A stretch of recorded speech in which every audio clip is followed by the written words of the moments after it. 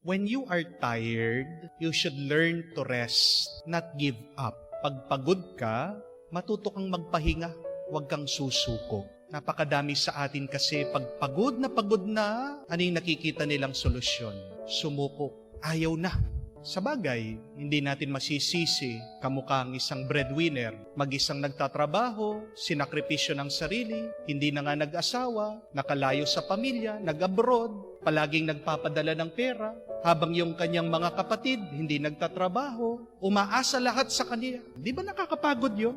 Di ba nakakasawa yun? Tapos, pag kulang yung pinapadala, makakarinig ka pa nagrereklamo. Ang sakit. Sa bagay, sino ba yung hindi susuko? Kung tapat ka naman na asawa, ginagawa mong lahat para mag-work yung relationship nyo. Pero itong iyong asawa, ayaw kang kausapin. Palaging wala sa bahay. Pag nasa bahay, napakalamig ng trato niya sa'yo. Pag tatanungin mo, magagalit, magwawala, mumurahin ka, sinasaktan ka na. Ang sakit. Lalong-lalo na kung alam mo may tinatago siya. Lalong-lalo na kung alam mo totoo, meron na siyang iba, dinideny, nagsisinungaling pa sa'yo. Nakakapagod. Kaya nga, hindi mo masisising sumuko. Hindi rin natin masisisi yung mga iba, working student, mahirap ang buhay. Minsan nakakapanghina, ginagawa ang lahat at nawawalan ng gana. We have our own reasons to be tired sometimes. But remember this, the solution when you are tired is not to give up. Huwag kang sumuko, magpahinga ka. Sabi po nila, meron dalawang klaseng pagod sa buhay. There are two kinds of being tired. The first one, tired needs rest. But the second kind of being tired needs peace. Paano ka magpapahinga? Matulog ka. Pero merong mga bagay na hindi masusolusyonan ng tulog. Di po ba? Dahil ang talagang kailangan, ang hinahanap mo, kapayapaan ng iyong kaluluwa. At ang mabuting balita, ang ating Panginoon, kaya niyang ibigay yung dalawang yun sa atin. Pahinga ng ating katawan, pahinga ng ating mga kaluluwa. Kaya nga sinasabi niya, "Come to me, all you who are weary and tired and are burdened in life, and I will give you rest."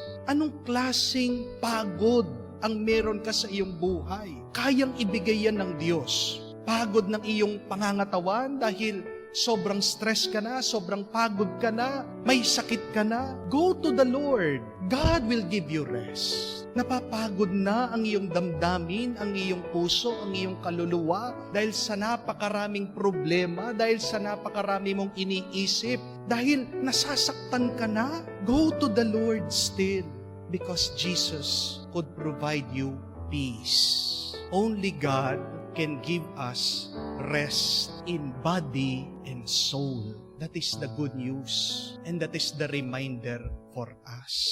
Sabi po ng mga doktor, ang tulog, yan po yung paraan ng ating katawan para i-repair ang kanyang sarili. Sleep is the repair shop of the body. Kung may nararamdaman kang masama, kung may dinadamdam ka na masakit, gawin mo, matulog ka. Kulang ka sa tulog. Kaya nga tignan niyo po, yung mga nagkakasakit, sino yung mga yan? Yung mga palaging puyat, di po ba? Kung may sakit ka, matulog ka. The body will repair itself.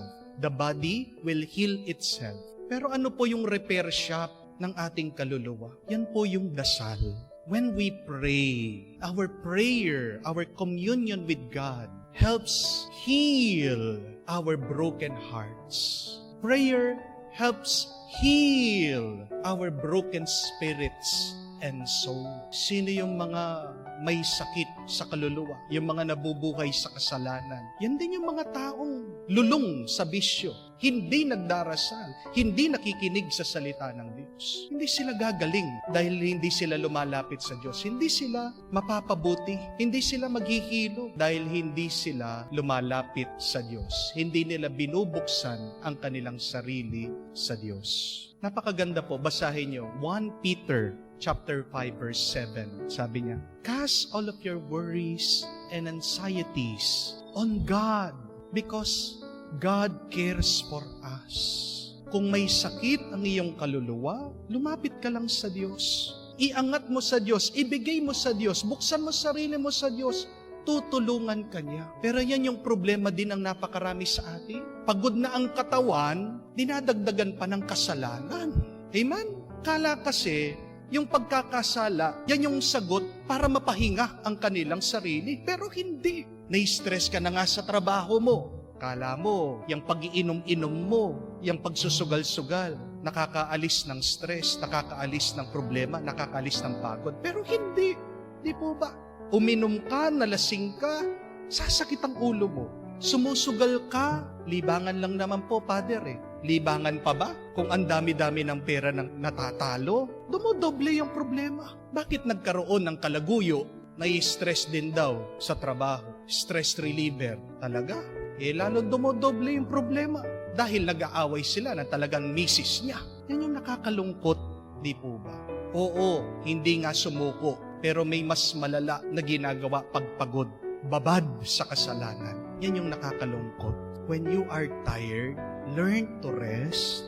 Do not sin. Do not give up. Bakit kailangan daw po magpatuloy tayo kahit napagod tayo?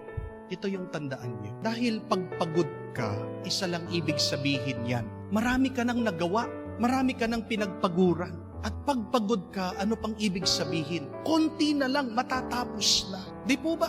Kamukha po sa boxing, sa basketball, sa sports. Pagpagod na pagod yung atleta, anong ibig sabihin? Ang tagal na niya naglalaro. Hindi naman siya mapapagod kung hindi naman siya lumabas doon, kung hindi naman siya naglaro, kung hindi naman siya nakisali. Di po ba? Kaya pagpagod ka, dapat magpasalamat ka din. Kasi ibig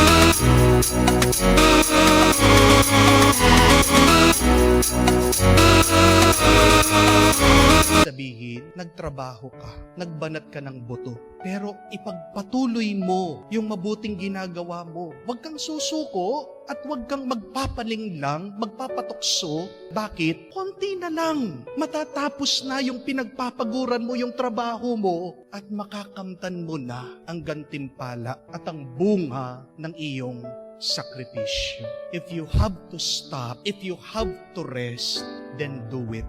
Please, do not sin. Please, do not give up. Anong klaseng pahinga yung kailangan mo? Pahinga ba ng katawan? Pahinga ba ng kaluluwa? Alam natin kung saan tayo kailangan pumunta sa Diyos. Lumapit ka sa Diyos. Hingin natin sa